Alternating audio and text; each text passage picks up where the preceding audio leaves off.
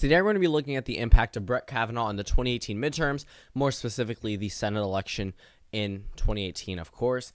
And Brett Kavanaugh has pretty much put Democrats in a lose-lose situation. The president actually did this himself with any nominee. This would put the Democrats in a lose-lose situation. A number of Democrats are either too scared to vote yes, too scared to vote no for Brett Kavanaugh, or if they do vote no on Brett Kavanaugh, they will lose the re-election bid, and it may make or break their campaign. Looking at this, Democrats, this map is going to be tilted in the favor of the Republicans. We're not going to do an election prediction.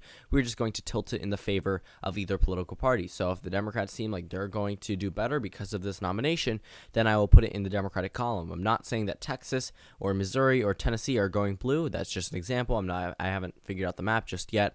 And I'm not going to say states like North Dakota or Montana are going red because of this. I'm just going to say that this is going to tilt in the favor of either political party. So we're going to go ahead and start off with those states that probably aren't going to flip, and that is pretty much the only state of Texas. That is the only state right now where we clearly see an incumbent who has a very real shot of winning re-election, where some of these other ones are very, very much so not so clear as to how the election will turn out. Texas is probably one of those few states that seems like it will go red. So actually, just to avoid confusion, I'm going to put this one in the Republican column for right now.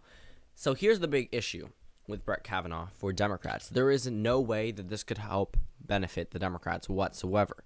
Again, this puts them in a lose-lose situation because if Brett Kavanaugh is denied, Republican voters will be enraged. They will come out and vote in new types of numbers. But also, if he's confirmed, it's not beneficial to the Democrats at all, especially he needs to be if two Republicans go away, or if John McCain can't vote and one Republican goes away from the rest of the majority and somehow votes no on Brett Kavanaugh and some other Democrats do vote yes, that may turn off a number of Democratic voters that may no longer be inspired to come out in the 2018 midterms. Whereas if they vote no and they do please their Democratic constituents, they may not have that moderate voter that may come over to them from the Republican side. Keep in mind, a number of these Democratic incumbents are in here because they're being perceived as people who could be moderates in the United States Senate. But if you try to postpone the nomination for Supreme Court, the same thing where Democrats were against back in 2016, it will look much worse for the Democrats. And again, this is all a lose-lose situation. States like Missouri and North Dakota will all tilt in the favor of the Democrats now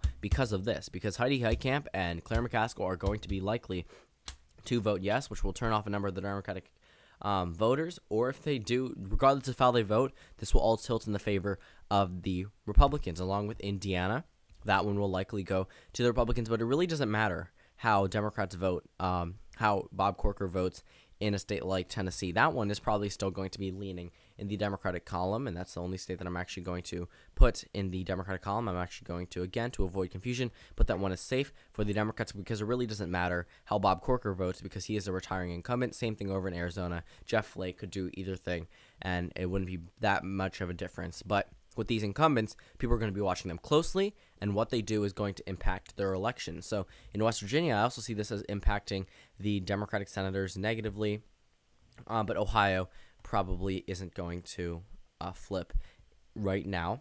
When we go over to a state like Nevada, Jackie Rosen is probably going to win there. Dean Heller is probably going to vote yes with a number of other Republicans, and it's probably not going to change that much of the election. But Montana will definitely shift in the favor of the Republicans since the Republicans are going to be focusing on this a lot. And he is a conservative Democrat, so any decision he makes is going to be used against him by either side of the political party, even the ones that want him to win re-election. And Florida, of course, with Bill Nelson, if he votes no and he sticks with his Democratic colleagues, he will get enraged Republican voters. But if he votes yes, it'll make him seem vulnerable, but it may also help him in a point where it make him seem bipartisan, but he will also turn off a number of Democratic voters in this state. So this is, again, if you skip to the end, this is not a prediction. This is just tilting certain states in the favor only in the Republicans, to be completely honest with you, and discussing the power of the incumbency and what that means with Brett Kavanaugh as the nominee. Thank you guys for watching this video. Comment down suggestions below, and I'll see you all tomorrow.